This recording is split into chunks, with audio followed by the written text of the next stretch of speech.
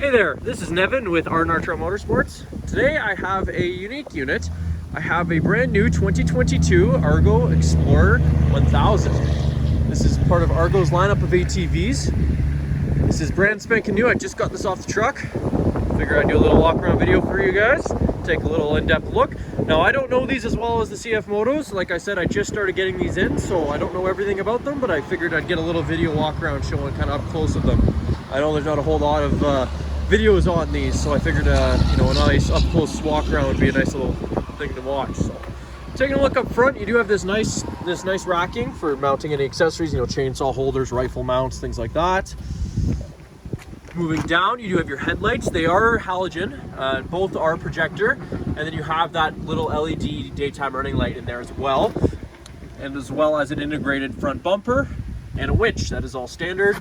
Taking a look down at the suspension, you have these nice A-arm guards, and there are your shocks there. They are adjustable, as you can see.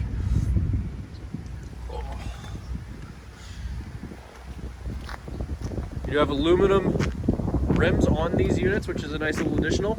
I also noticed that from factory they come with drilled rotors. Nice little braking feature, I guess. Again, there's your suspension, just a little better look. You got your rad there, little A-arm guard, all that's just kind of in there. A little bit of a better peek at it. I'm assuming this is going to be your transmission housing there. This is a 2-up machine, so you'll notice the additional footwell there for the passenger. Bigger wheels in the back. We'll take a look up at the front in a minute there. Taking a look at the rear, this is a very tall machine. I notice it seems to sit a little bit taller than my CF Moto C-Force 1000 does, but it's basically the same width. There's your shocks in the rear, nice big shocks.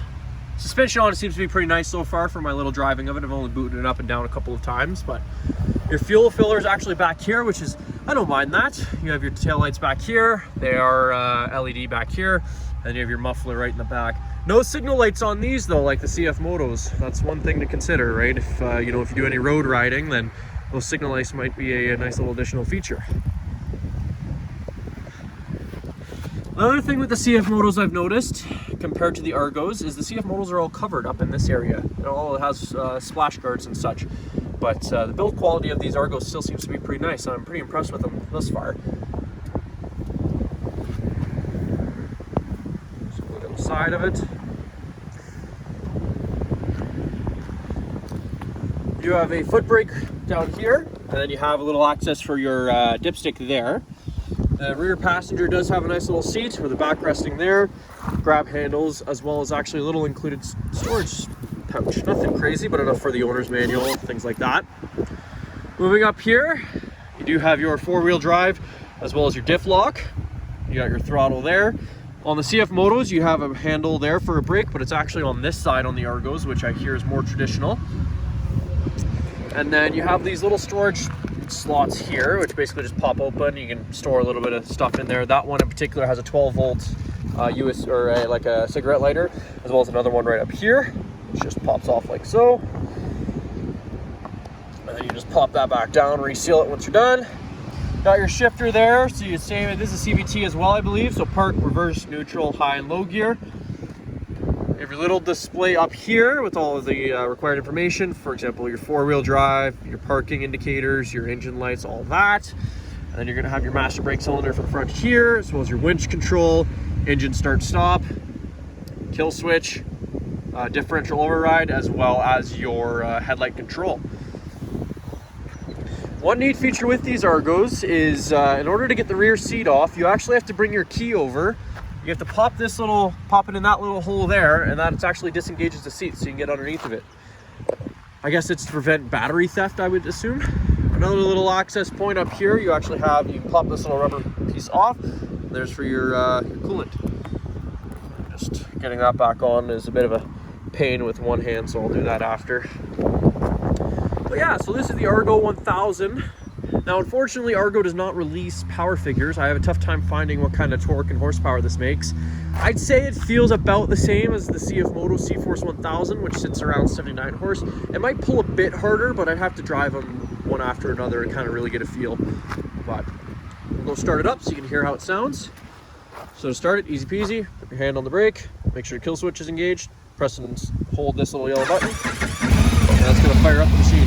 Sounds pretty good. I like the sound of this machine.